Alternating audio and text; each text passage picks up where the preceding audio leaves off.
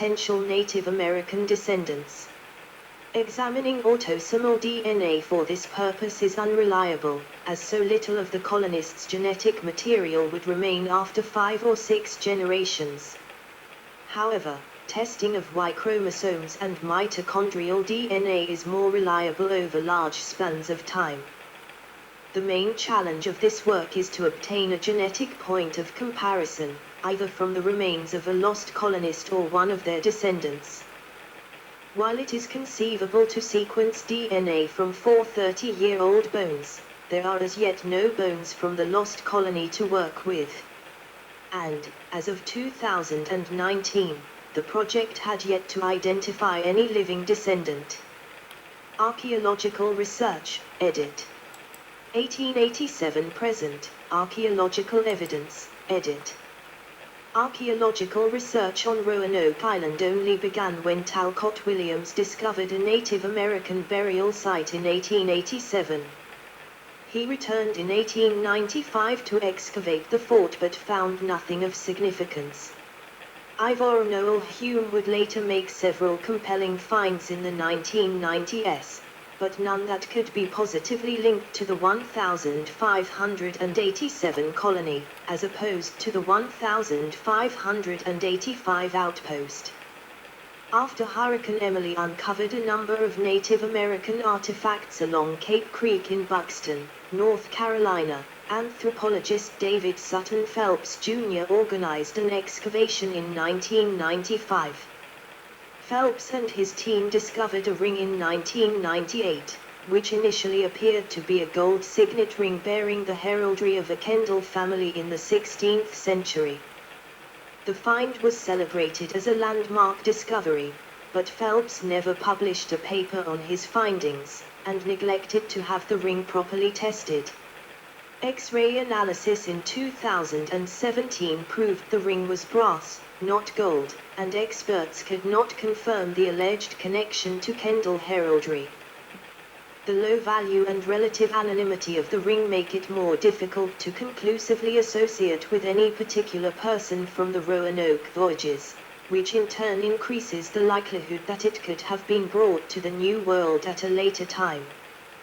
A significant challenge for archaeologists seeking information about the 1,587 colonists is that many common artifacts could plausibly originate from the 1,585 colony, or from Native Americans who traded with other European settlements in the same era.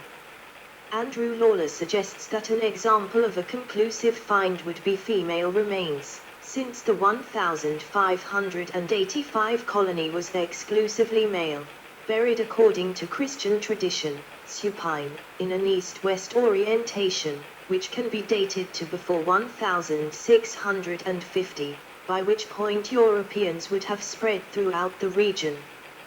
However, few human remains of any kind have been discovered at sites related to the lost colony. One possible explanation for the extreme deficiency in archaeological evidence is shoreline erosion.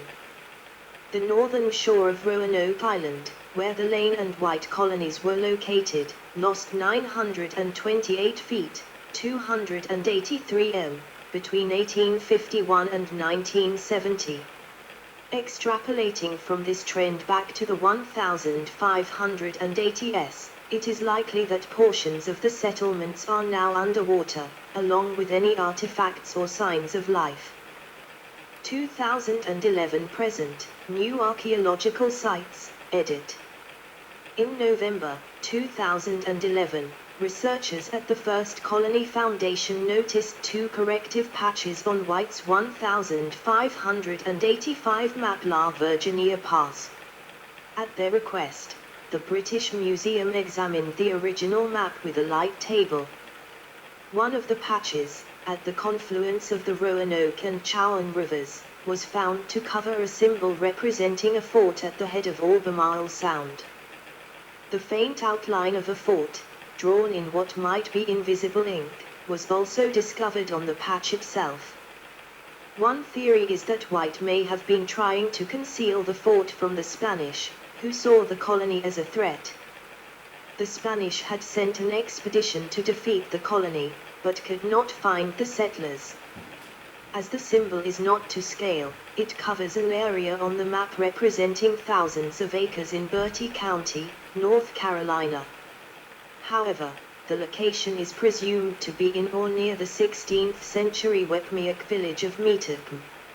In 2012, when a team prepared to excavate where the symbol indicated, archaeologist Nicholas Lutkety suggested they name the location Site X, as in X marks the spot.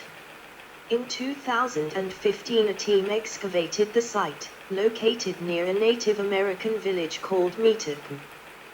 In an October 2017 statement, the First Colony Foundation reported finding fragments of Tudor pottery and weapons at Site X, and concluded that these indicate a small group of colonists residing peacefully in the area.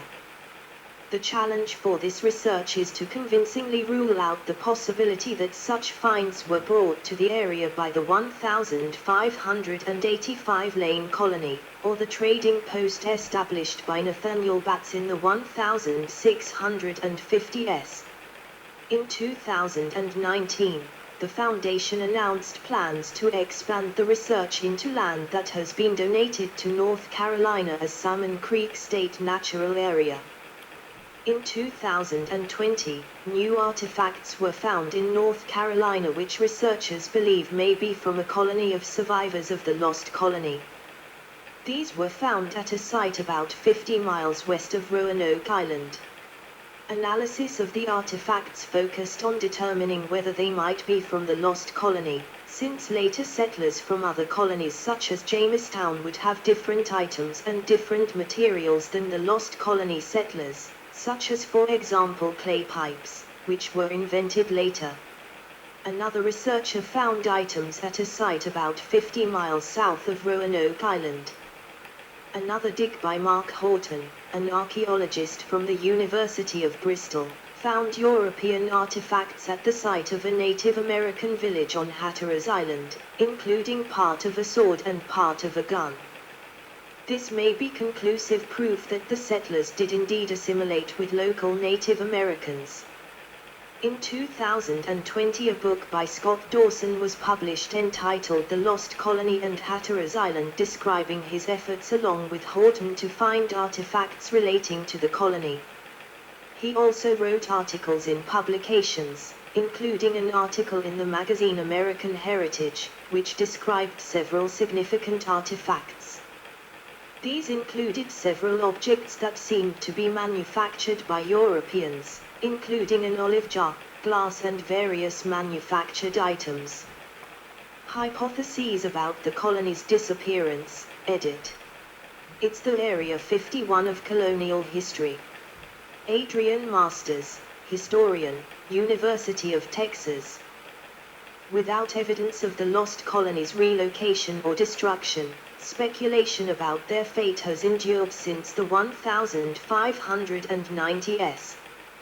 The matter has developed a reputation among academics for attracting obsession and sensationalism with little scholastic benefit. Conjecture about the lost colonists typically begins with the known facts about the case.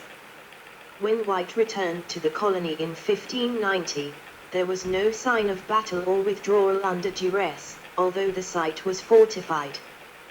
There were no human remains or graves reported in the area, suggesting that everyone was alive when they left. The Croatoan message is consistent with the agreement with White to indicate where to look for them, suggesting they expected White to look for them and wanted to be found. Powhatan attack at Chesapeake Bay, edit. David Beers Quinn concluded that the 1,587 colonists sought to relocate to their original destination Chesapeake Bay using the pinnace and other small boats to transport themselves and their belongings. A small group would have been stationed at Croatoan, to await White's return and direct him to the transplanted colony. Following White's failure to locate any of the colonists, the main body of the colonists would have quickly assimilated with the Chespians, while the lookouts on Croatoan would have blended into the Croatan tribe.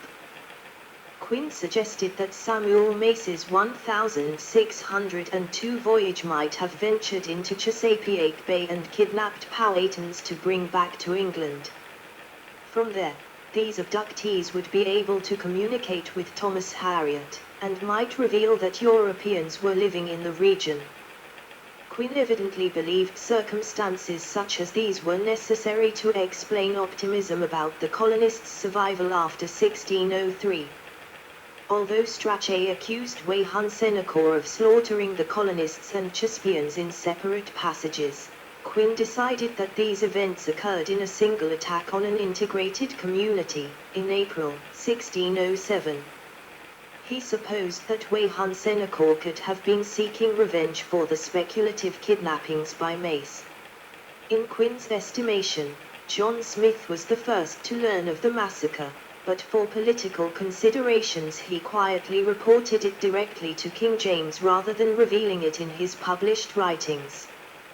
Despite Quinn's reputation on the subject, his peers had reservations about his theory, which relies heavily on the accounts of Strachey and Purchas. Integration with local tribes, edit.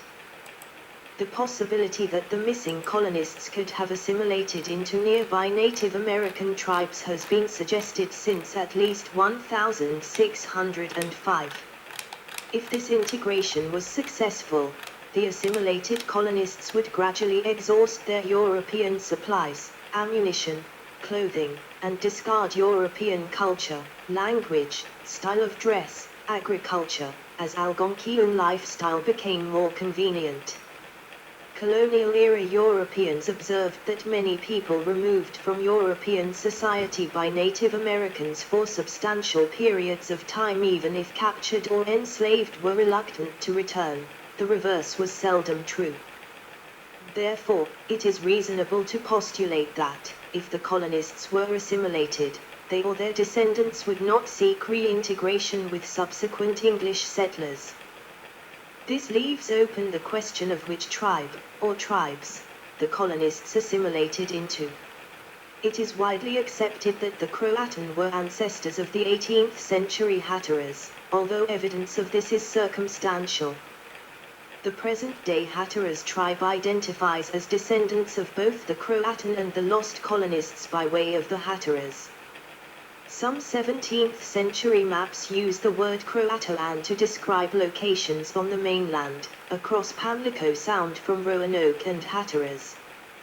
By 1700, these areas were associated with the Machapunga. Oral traditions and legends about the migration of the Croatan through the mainland are prevalent in eastern North Carolina. For example, the legend of the Cohari in Sampson County was transcribed by Ernest M. Bullard in 1950. More famously, in the 1880s, state legislator Hamilton Macmillan proposed that the Native American community in Robeson County, then considered free people of color, retain surnames and linguistic characteristics from the 1,587 colonists. His efforts convinced the North Carolina legislature to confer tribal recognition to the community in 1885, with the new designation of Croatan. The tribe petitioned to be renamed in 1911, eventually settling on the name Lumbee in 1956. Other tribes purportedly linked to the Roanoke colonists include the Catawba and the Khoi. SAC. Ashe was convinced that the colonists had relocated westward to the banks of the Chowan River in Bertie County, and Conway Whittle Sams claimed that after being attacked by Wanchus and Weyhan Senecor, they scattered to multiple locations, the Chowan River, and south to the Pamlico and Neuse Rivers. Reports of encounters with pale-skinned, blonde-haired people among various Native American tribes occur as early as 1607. Although this is frequently attributed to assimilated lost colonists, it may be more easily explained by dramatically higher rates of albinism in Native Americans than in people of European descent. Dawson, 2020, proposed that the colonists merged with the Croatoan people. He claims they were never lost. It was made up. the mystery is over. However, this conclusion has been called into question.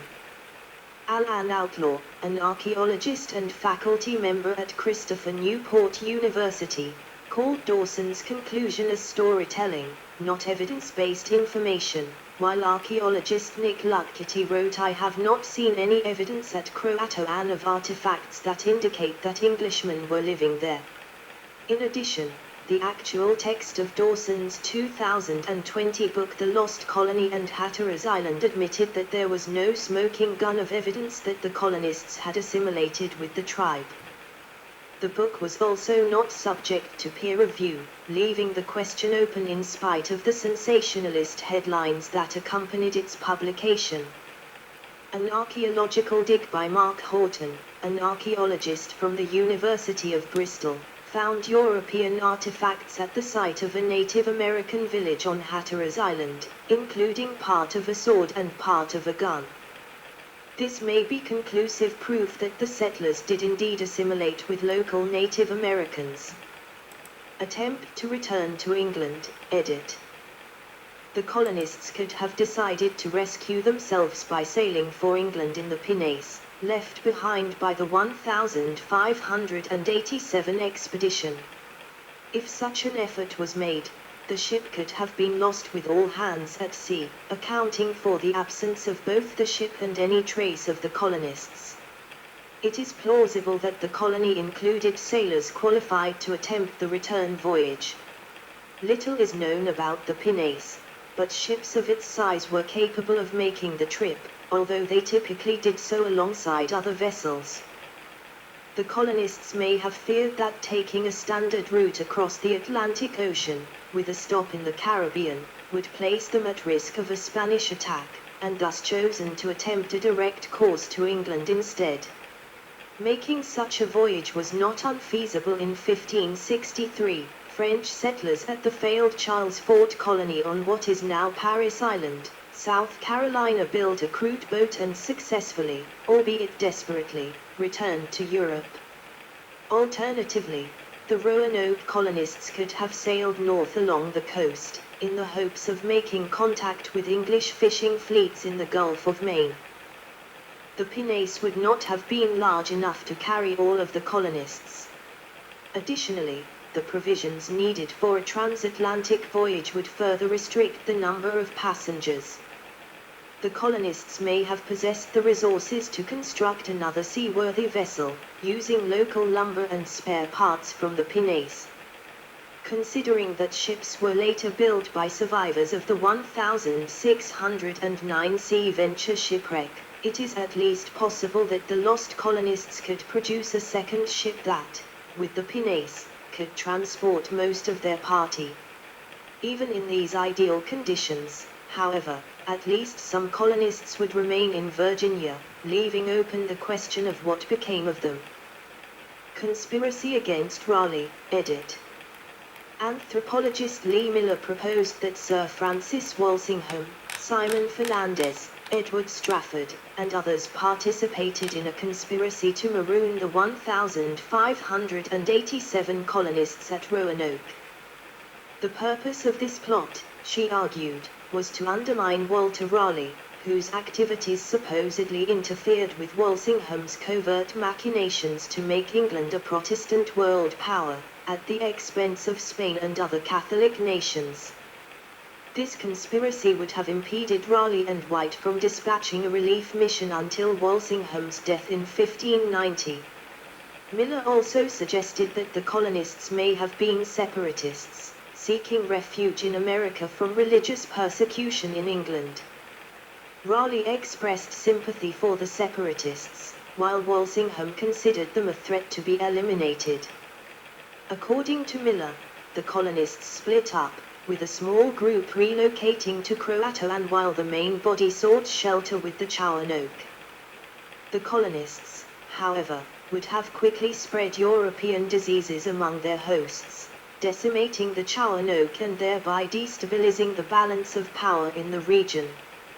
From there, Miller reasoned that the Roanoke were attacked, with the survivors taken captive. by the Mandoag, a powerful nation to the west that the Jamestown colonists only knew from the vague accounts of their neighbors. She concluded that the Mandoag were the Innu, who traded the captured surviving lost colonists as slaves, dispersing them throughout the region. Miller's theory has been challenged based on Walsingham's considerable financial support of Raleigh's expeditions, and the willingness of Fernandez to bring John White back to England, instead of abandoning him with the other colonists. Secret Operation at Beachland, edit. Local legends in Dare County refer to an abandoned settlement called Beachland, located within what is now the Alligator River National Wildlife Refuge. The area has had reports of small coffins, some with Christian markings, encouraging speculation of a link to the lost colony. Based on these legends, engineer Philip McMullen and amateur archaeologist Fred Willard concluded that Walter Raleigh dispatched the 1,587 colonists to harvest sassafras along the Alligator River. All records suggesting the colony's intended destination was Chesapeake Bay, and that England had lost contact with the colony, were supposedly falsified to conceal the operation from Spanish operatives and other potential competitors.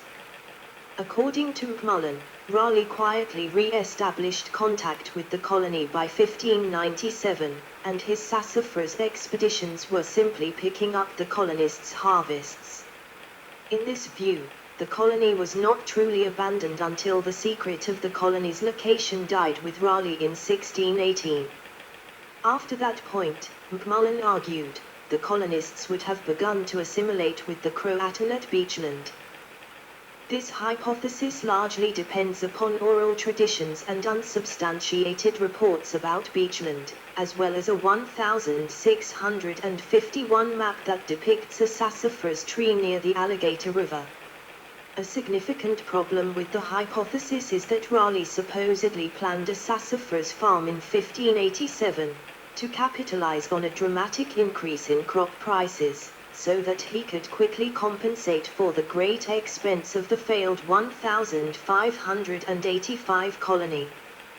The proposed financial motivation overlooks the fact that Richard Grenville's privateering recovered the cost of the 1585 expedition.